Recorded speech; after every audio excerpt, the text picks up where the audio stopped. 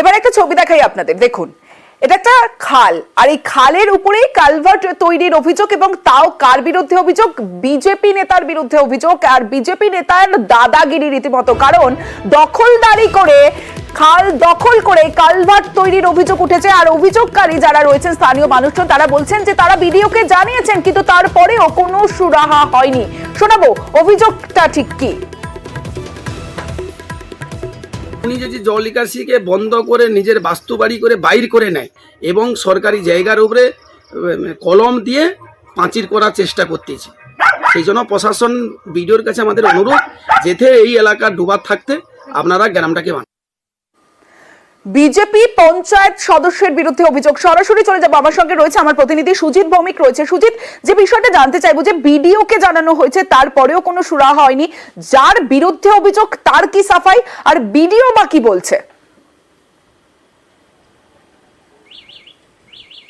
দেখো, গোটা বিষয়টি কিন্তু সামনে এসছে যখন কিনা স্থানীয় মানুষজন বিডিওর কাছে অভিযোগ জানিয়েছেন। অভিযোগটা কিন্তু মারাত্মক। যে ছবি আমরা দেখালাম তমশ্রী, সেখানেই দেখতে পাবে যে ড্রেনেজ, যেখানে কিনা নিকাশির ব্যবস্থা ভালো করা উচিত, যা দেখার কথা জনপ্রতিনিধিদের, প্রশাসনের, সেখানে জনপ্রতিনিধি একজন অভিযুক্ত এবং জনপ্রতিনিধি বিজেপি যিনি টিকিটে জয়ী পঞ্চায়েত সদস্য, তিনি কিন্তু নিকাশি নালা বন্ধ করে যে অভিযোগ, মাটি ভরাট করে পাঁচিল তুলে সেখানে ক্যালভার্ট তৈরি করেছেন। অর্থাৎ নিজে ভালো থাকবো, এলাকা জাহান্নামে যাক, এমন মানসিকতা নিয়ে কিন্তু তিনি করছেন। প্রশাসন গোটা বিষয়টি যখন জানলো, অভিযোগ মানুষরা জানালেন, তখন তারা বিষয়টি দেখছি, এবং এই যে দেখছি বলা, অর্থাৎ দেখছি দেখব, এই গয়ঙ্গচ্ছ ভাবের কারণে কিন্তু আশঙ্কা বাড়ছে এলাকায়। কারণ তুমি জানো, এখনও হয়তো বৃষ্টি দক্ষিণবঙ্গে সেভাবে নামেনি, বৃষ্টি কিন্তু ভরা বর্ষা যে কোনো মুহূর্তেই কিন্তু দেখা দেবে। আর দেখা দেওয়া মানে কিন্তু এই সমস্যা, যেটা কিনা বলা যায় মোকাবিলা করতে গিয়ে হিমশিম খেতে হবে মানুষকে। কারণ নিকাশির ব্যবস্থা যেখানে খুব ভালো করতে হবে, তমশ্রী তুমি আমি জানি, সেখানে কিনা প্রশাসনকেও জানতে হবে, বুঝতে হবে। এবং বিডিওর কাছে অভিযোগ জানানোর পর এখনও সদুত্তর পাওয়া যায়নি। তারা আশা করছেন হয়তো ব্লক প্রশাসন ব্যবস্থা নেবে, কিন্তু এসবের মধ্যে ঘটনাস্থল যেখানে নন্দীগ্রাম, সেখানে বিজেপি তৃণমূল তরজা শুরু হয়ে গেছে, এবং খুব সেনসিটিভ বিষয়, নিকাশির মতো একটা গুরুত্বপূর্ণ বিষয়, সেখানে কিনা কোনো রকম কম্প্রোমাইজ না করে প্রশাসন ব্যবস্থা নিক, এমনটাই চাইছেন মানুষ। তমশ্রী। বেশ সুজিত।